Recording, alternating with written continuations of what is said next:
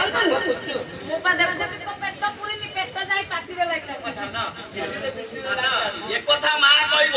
ପେଟ ଯଦି ପେଟେ ଖାଇକିରି ଦାଣ୍ଡକୁ ଯାଇଥିବ ପୁଣି ଘର ଭିତରକୁ ଆସିବ ମା ତାକୁ କହିବ ଆଙ୍କର ଖୁନ୍ଦିକିରି ଖୋଇବ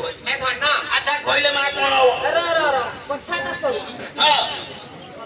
ହଁ ପେଟରେ ମଧୁଥାଉ ମା ଓହୋ ପେଟେ ଖାଇଥିଲେ ବି ମା ମନ ବୁଝିବନି କବ ଧନରେ ତ ପେଟ ପୁରିନି ପେଟ ଯାଇ ପିଠିରେ ଲାଗିଲାନି ଆଉ ଗୋଟେ ଖାଇଦେ କିନ୍ତୁ ସ୍ତ୍ରୀ ଯେତେବେଳେ ଖାଇବାକୁ ଲାଗିବ ସନ୍ଧ୍ୟା 6ଟା ହେଲା ମାନେ ବିସିରି ଗଲା ସମୟ ହେଇଗଲା ନାଇଁ କି 6ଟା 12 ହେଇଗଲା ମନ ରହିଗଲା ତୁମରି ଠାରେ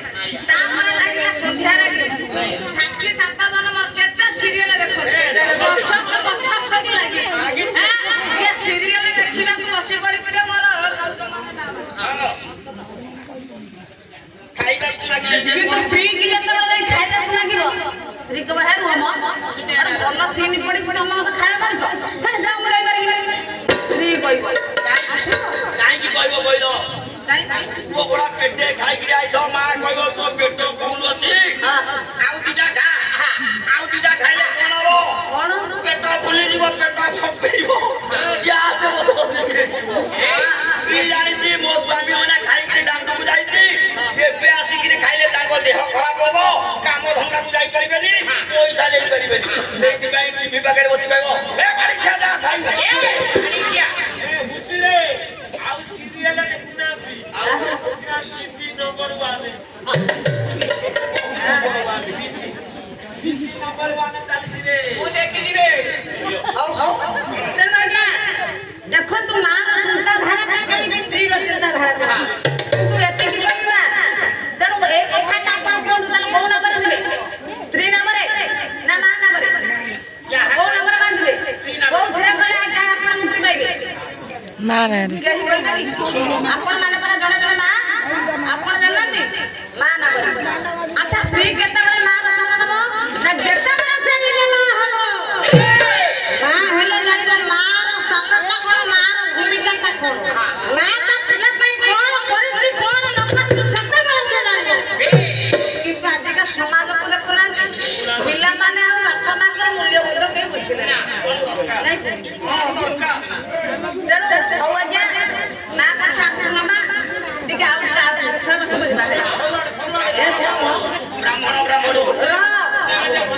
ଜମା କର୍ମ କରିବାକୁ ଆସିବ ଏମିତି ହୁଅନି ହେ ମା କଥାଟା ରଖିଥିଲି କଣ ଆଜି ଦୁଃଖ ପ୍ରକାଶ କରି କହିଲେ ରାତି ପାଇଲା ସ୍ତ୍ରୀ ଗଲା ଶଙ୍କର ଭଗବାନଙ୍କ ନିକଟକୁ ମୁଁ ଗଲି ନାରାୟଣଙ୍କ ନିକଟକୁ ଆମ କୋଳରେ ବନ୍ଧା ହେଇଥିବା ଝିଅ ଆଚ୍ଛା ପୁଅ ଝିଅ କେମିତି ହବ এই কথা তো ମା କଣ କଲେ ପୁଅ ଝିଅ ହବ କିଏ ପୁଅ ଝିଅ ଦବ ପୁଅ ଝିଅ ପାଇଁ ମା ମାନେ କେତେ କଣ କରୁଛନ୍ତି କରୁନାହାନ୍ତି କଣ କଲେ ପାଳି ଓଷା ବ୍ରତ ହବ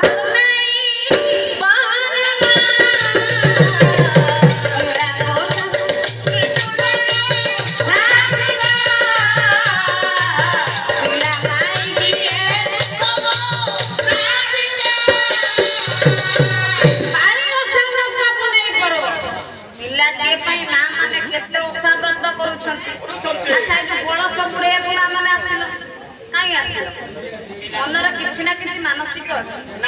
ସିଏ ସ୍ୱାମୀ ପାଇଁ ହଉ ଘର ପାଇଁ ହଉ ପୁଅ ପାଇଁ ହଉ ଝିଅ ପାଇଁ ହଉ କି ଘରର ସମସ୍ତ ସଦସ୍ୟଙ୍କ ପାଇଁ